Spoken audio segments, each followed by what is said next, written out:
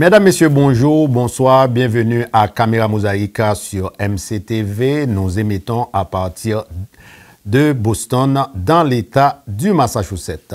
L'essentiel de cette émission aujourd'hui sera consacré aux élections législatives en Inde, élections qui ont démarré le 19 avril dernier et qui prendront fin le 3 juin prochain.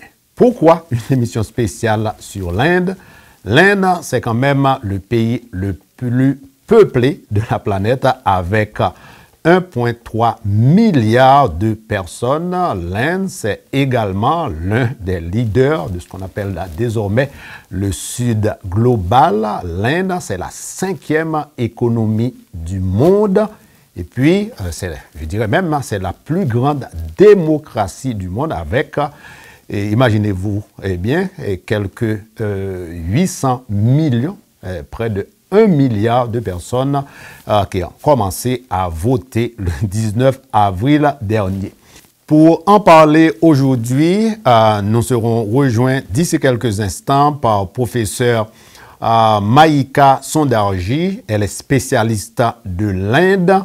Elle enseigne le développement international et mondialisation à l'Université d'Ottawa au Canada. Je vous reviens dans quelques secondes.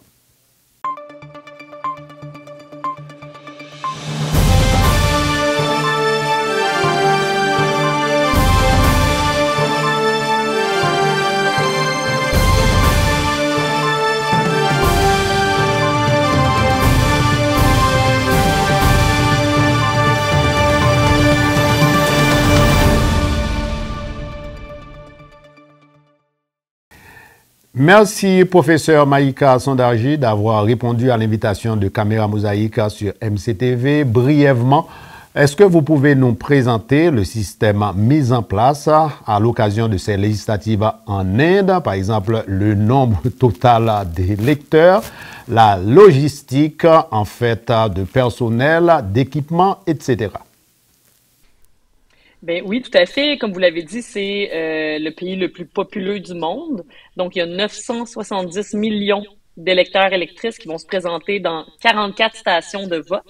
C'est énorme. C'est la plus grande élection, en fait, que la planète Terre a jamais connue. Donc, à chaque élection en Inde, ça devient la plus grande parce que la population augmente à chaque fois.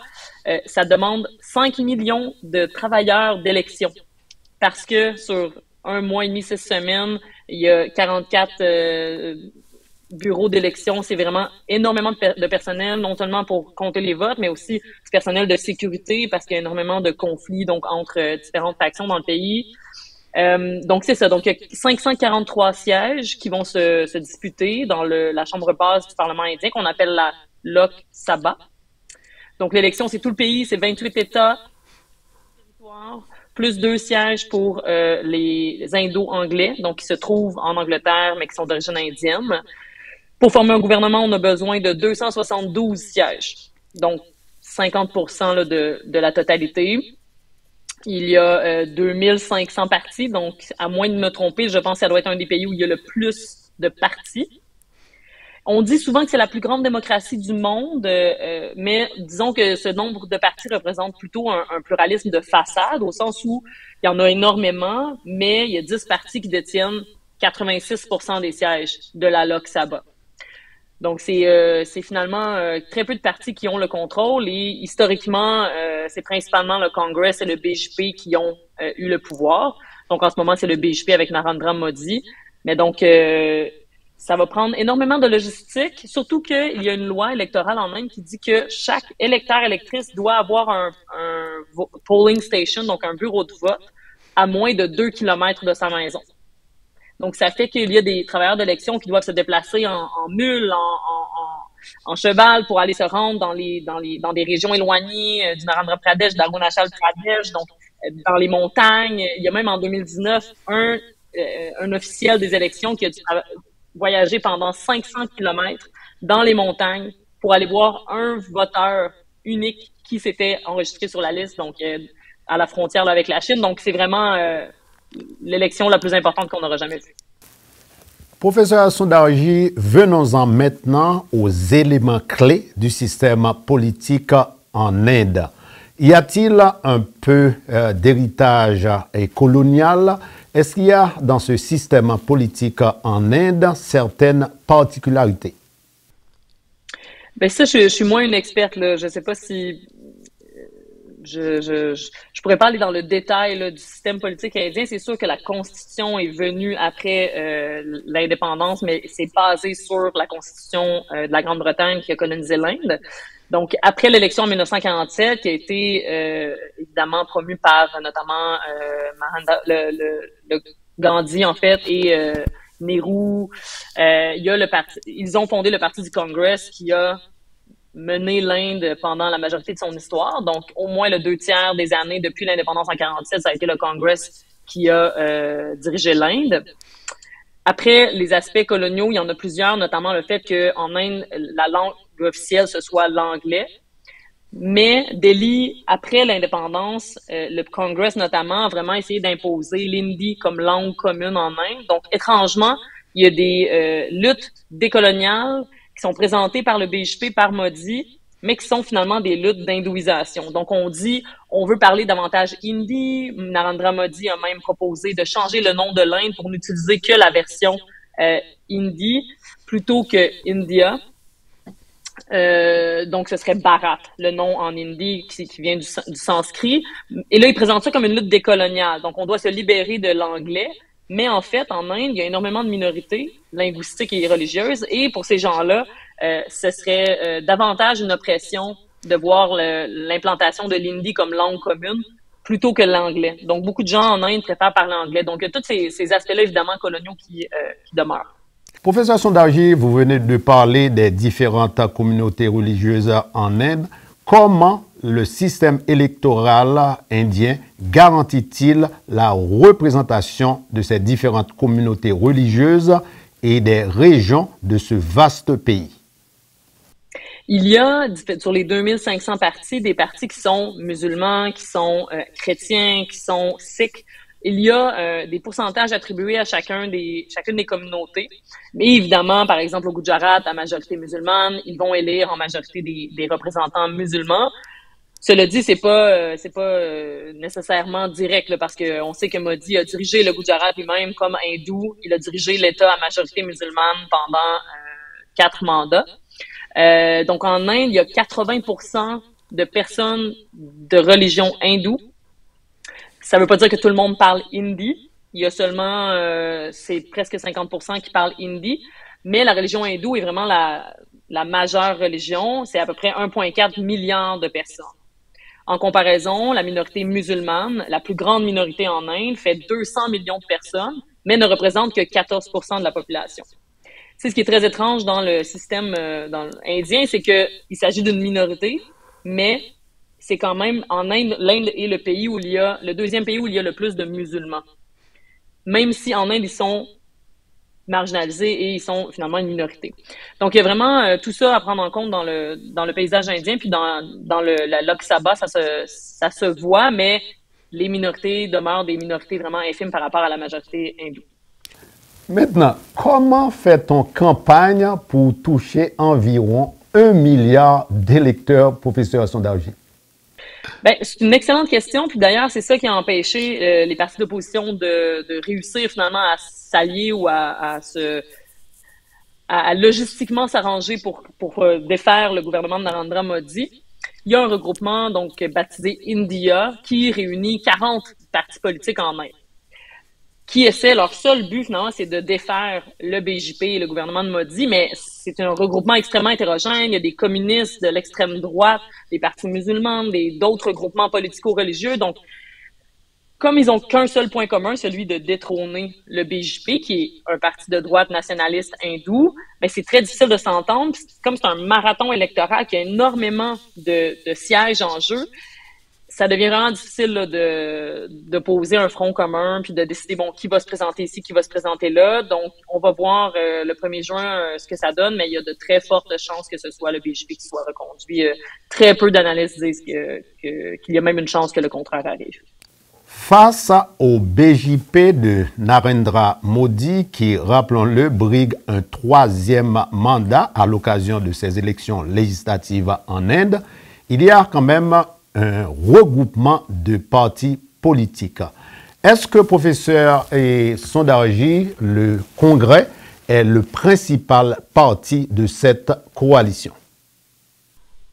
Tout à fait. Le Congrès est encore le deuxième parti au pays, mais ne réussit pas, après les défaites électorales des 2 derniers mandats, ne réussit pas à sortir, là, disons, de la boue et opérer un leadership qui serait positif, qui serait finalement efficace. Le BJP, ce qu'ils ont réussi à faire, c'est vraiment de se présenter comme le parti du petit peuple. Donc, Modi est souvent présenté comme le fils d'un vendeur de thé au Gujarat, donc un self-made man, comme on dit, quelqu'un qui se serait sorti de la pauvreté par lui-même, tout ça. Et en comparaison, le Congrès est présenté comme un parti d'élite, ce qu'il est. Le parti de Indira Gandhi, de Nehru, un parti très un peu comme les Clinton aux États-Unis, là. C'est une suite de père en fille, de père en fils. Donc, la population indienne commence à se tourner le dos, disons, au Congrès, et ils ne réussissent pas à opposer un front au BJP. Et on voit qu'en Inde, un peu comme en Chine, ça devient un peu un pays à parti unique, là. Vous suivez Caméra Mosaïque sur MCTV, ici à Boston, dans l'État du Massachusetts. Nous parlons des élections législatives en Inde. Élections qui ont démarré, rappelons-le, le 19 avril dernier et qui vont prendre fin le 3 juin prochain, soit 7 semaines pour pouvoir permettre à environ 1 million d'électeurs de choisir les 543 candidats qui vont les représenter au sein de la Chambre basse en Inde. Notre invitée aujourd'hui, la professeure Mahika Sondarji, elle enseigne à l'Université d'Ottawa au Canada. Le Premier ministre Narendra Modi brigue un 3e mandat. Après 2014-2019, le BJP, son parti politique, occupe plus de 300 sièges à la Chambre basse. Donc, M. Modi brigue un 3e mandat. Professeur Sondarji, qui est Narendra Modi?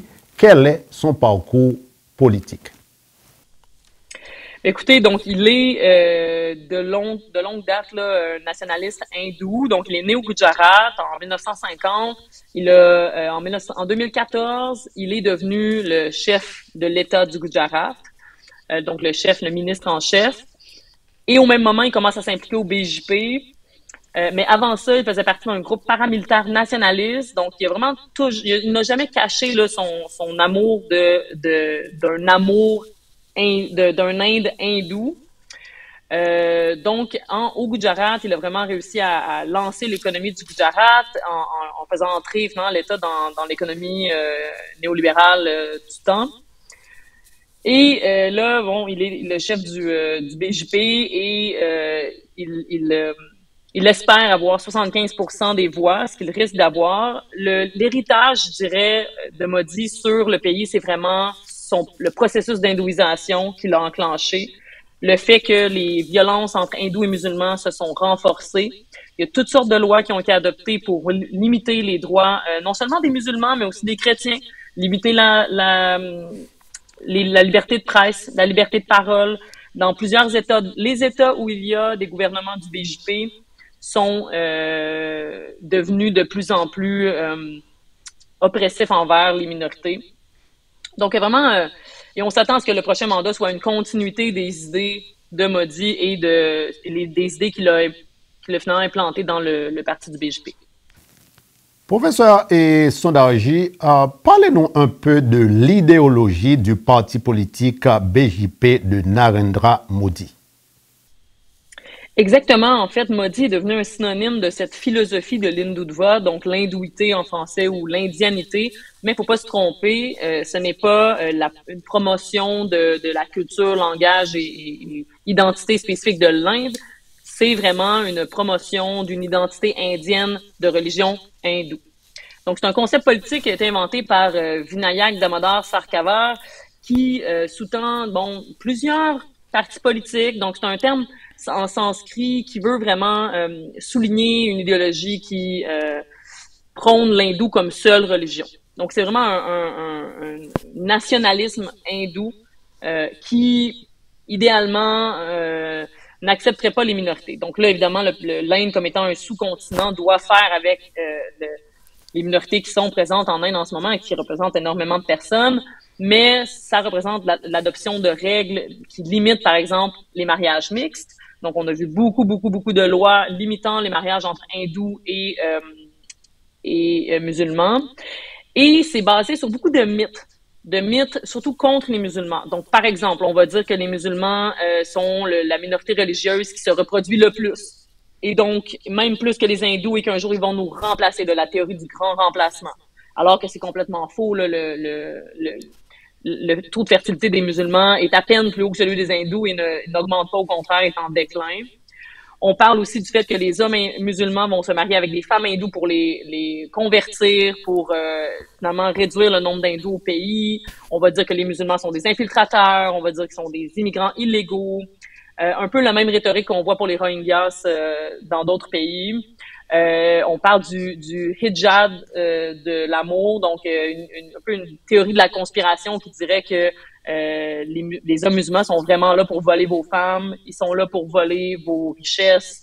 Donc c'est vraiment une rhétorique qu'on voit dans beaucoup de pays, qu'on voit en Pologne, qu'on voit au Brésil, qu'on voit aux États-Unis avec Donald Trump. Donc une philosophie qui prône le rejet de l'autre, et c'est beaucoup plus facile d'accuser les musulmans finalement pour des problèmes qu'il y a en Inde, parce que l'héritage économique peut sembler bon d'une certaine manière, mais d'un autre côté, il y a de plus en plus d'inégalités, un haut taux de chômage. Mais pour être réélu, c'est souvent des arguments qui parlent aux gens. Puis cette rhétorique là, d'exclusion a fonctionné parce qu'on peut voir que Modi est en voie d'une réélection. Parler de Narendra Modi et de son parti politique, le BJP, c'est du même coup évoquer le nationalisme indien dont l'Hindoutva reste le socle. En quoi consiste, professeur Sondarji, cette philosophie, ce concept, l'Hindoutva? Tout à fait. Et c'est pour ça que c'est l'ironie d'appeler l'Inde la plus grande démocratie au monde, alors qu'au fond, on limite les droits des minorités, les droits, la liberté de parole, des médias, dans les universités. Donc, on voit déjà l'impact de l'Hindoutva, son application politique dans, comme je disais, des lois. Une des lois dont j'ai pas parlé, c'est une loi sur la citoyenneté indienne qui privilégie les immigrants non musulmans. Donc, on va favoriser l'immigration non musulmane d'hindous, mais l'immigration de musulmanes est restreinte. On va avoir des délais plus longs, on va accepter moins de monde. Il y a eu des lois pour réduire l'autonomie de l'État du Cachemire, par exemple, qui est à majorité musulmane. On a réécrit des livres d'histoire. On a, par exemple, en supprimant l'apport des musulmans à la culture indienne, puis en ne parlant d'eux comme étant seulement des infiltrateurs ou des immigrants illégaux. Donc, on voit que ce type de philosophie-là, qui existe un peu partout, une fois qu'un gouvernement arrive au pouvoir et l'implante dans les politiques, ça peut avoir des impacts dramatiques pour les minorités. Narendra Modi, le premier ministre indien, est à la recherche de 3e mandat électoral. Quel est son bilan sur le plan économique et social? Son bilan est très partagé selon les analystes parce que d'un côté, il y a des aspects positifs, par exemple la place de l'Inde sur la scène géopolitique. On a vu l'Inde diriger le sommet du G20, donc Modi a accueilli les pays les plus développés récemment pour le sommet du G20 et a même poussé pour que l'Union africaine, par exemple, soit incluse dans le G20. Ils ont fait des programmes de conquête spatiale.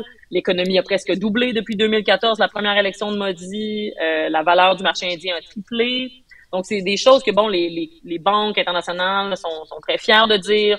L'Inde est devenue 5e économie mondiale, dépassant le Royaume-Uni. Et dans les prochaines années, on pourrait voir l'Inde dépasser même le Japon et l'Allemagne et devenir 3e économie mondiale, derrière les États-Unis et la Chine. Mais d'un autre côté, l'Inde revendique aussi le plus faible revenu par habitant de tous les pays du G20 et se trouve à la 132e place sur 191 selon l'indice de développement humain, donc en éducation, en santé, en espérance de vie, tout ça. Donc, par exemple, sur 1000 bébés nés en 2022, 30 sont décédés avant leur 5e anniversaire. Donc, si on pense troisième ou cinquième, en ce moment, cinquième économie mondiale, mais un taux de mortalité des bébés extrêmement haut, c'est un peu ironique. Le chômage est à 8 un taux assez haut, mais chez les jeunes de 20 à 24 ans, c'est 50 qui sont sur le chômage. Les inégalités économiques ont augmenté. Donc, il y a eu différents programmes comme de distribution de denrées, par exemple, d'objets technologiques, de denrées alimentaires aux tranches les plus pauvres de la population. Mais l'Inde a encore le taux de pauvreté le plus haut de la région, le plus haut du G20. Donc, environ 12 de la population indienne vit dans la grande pauvreté. Donc, c'est pour ça que je pense que le gouvernement doit faire appel à un discours nationaliste qui appelle à la fibre nationaliste des hindous pour finalement être élu parce que le bilan est mitigé, c'est le moins qu'on puisse dire. Comme vous l'avez souligné, professeur Sundarji, l'Inde de Narendra Modi s'est hissée à la 5e place de l'économie mondiale.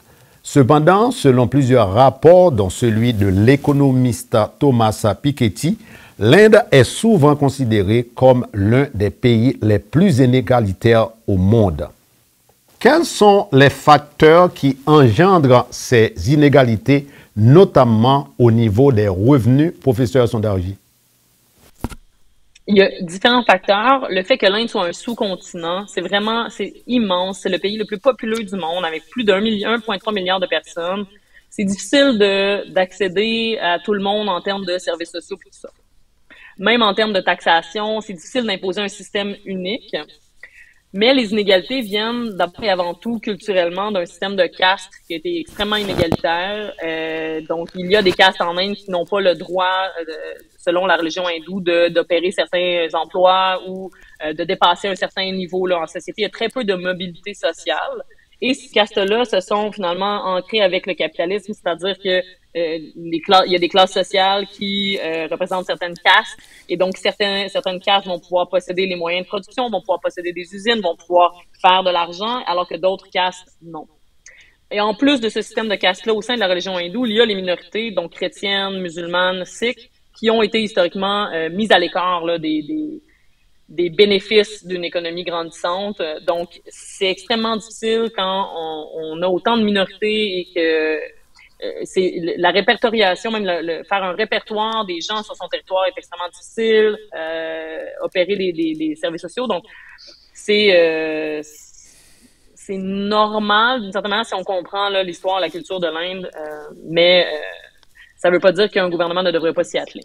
En dépit de certains défis économiques auxquels fait face l'Inde, Narendra Modi est en pole position, en route pour un 3e mandat.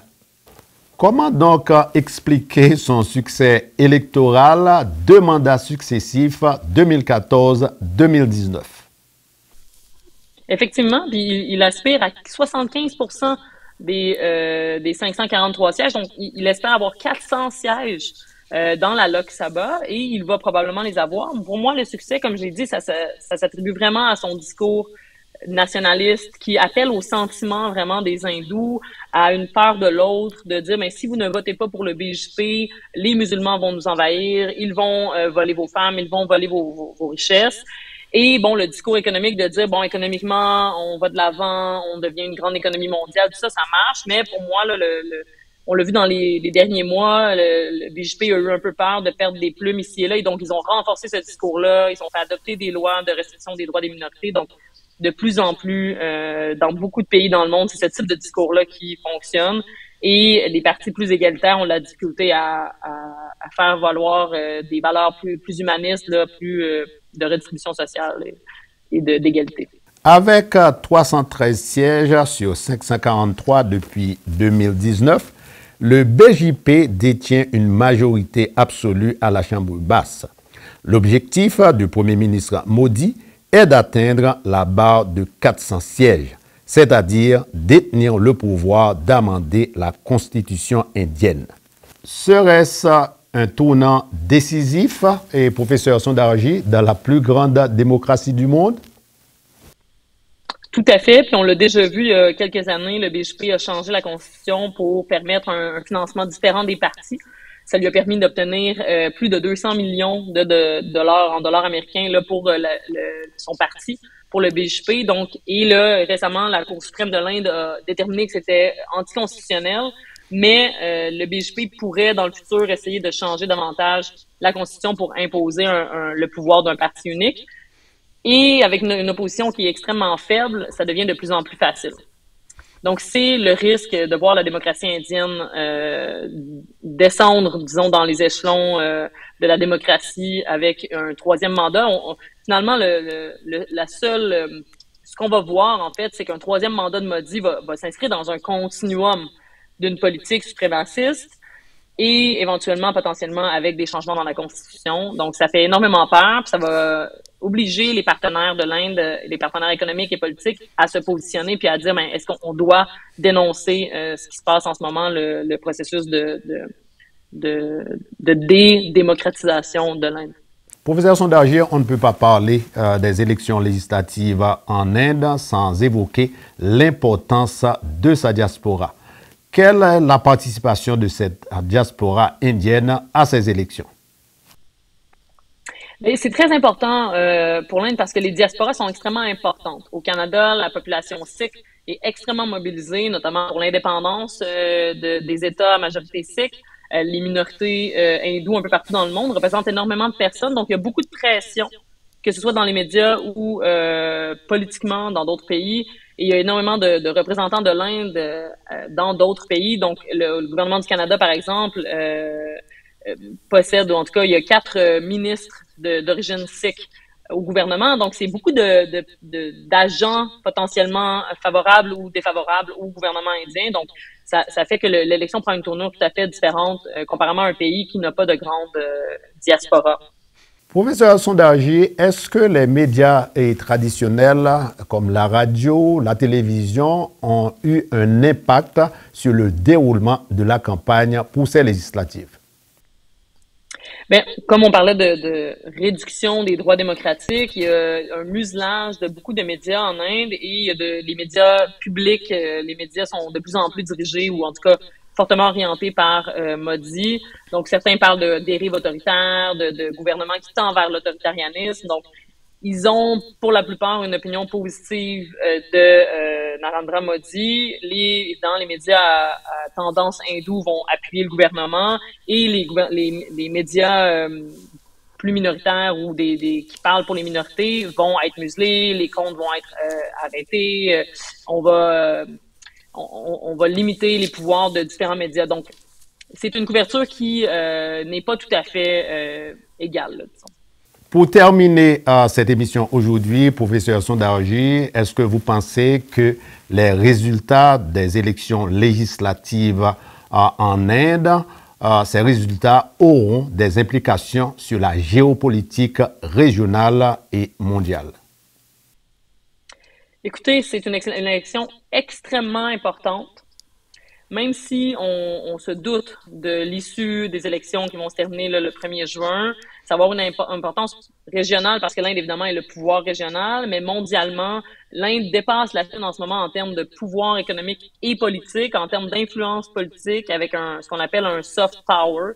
Ils réussissent à faire passer leurs idées, ils réussissent à être un porte-voix pour les pays du Sud global. Ça peut avoir des aspects positifs, comme je vous disais, l'Union africaine a été incluse au G20, l'Inde avec les BRICS, le Brésil, Russie, Inde, Chine et Afrique du Sud.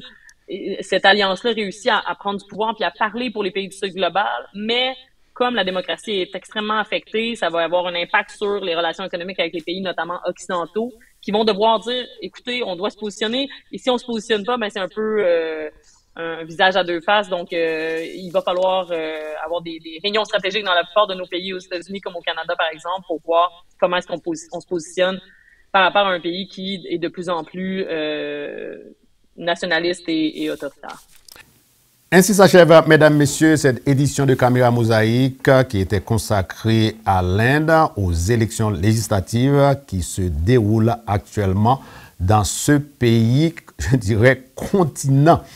Et nous remercions la professeure Mahika Sondarji pour son éclairage, mais elle revient à nouveau, elle sera avec nous avant la fin de ce mois de mai pour parler de son ouvrage, son essai Et le titre de cet essai, c'est « Perdre le Sud, décoloniser la solidarité internationale ». Donc, le professeur Sondarji sera avec nous avant la fin de ce mois et pour parler de ce trouvaille. Mais la semaine prochaine, je vous reviens avec une autre émission sur l'Inde, mais cette fois, l'Inde, ce n'est pas vraiment pour parler des élections à proprement parler, c'est surtout pour parler de l'importance de l'Inde qui fait partie de ce qu'on appelle déjà le Sud global.